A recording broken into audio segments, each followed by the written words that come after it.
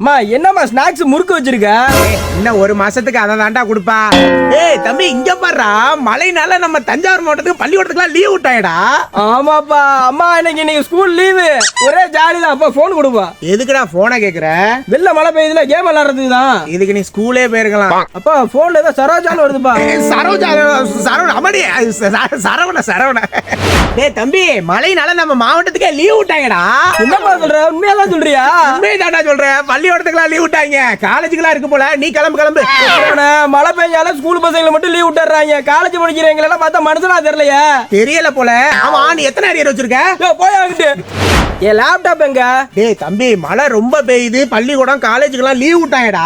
அவன் லீவ் விட்டா என்னப்பா? ஆபீஸ் போற எங்களுக்கு என்னப்பா லீவு? சுனாமியா வந்தாலும் சும்மிங்க போட்டு போய் லாகின் பண்ணிடணும்பா. டேய் வெளியில எல்லாம் தெருவெல்லாம் அவ்வளவு தண்ணி நிக்குதுடா. நீ எப்படிடா இந்த மழையில ஆபீஸ் போவ? எப்படிடா போவானா? அதான் மேரேஜ் பண்ணல சீர்வரிசையா வண்டி வேண்டாம் போட்டு வேணும்னு கேட்டானா இல்லையா? ஆமா கேட்டேன்.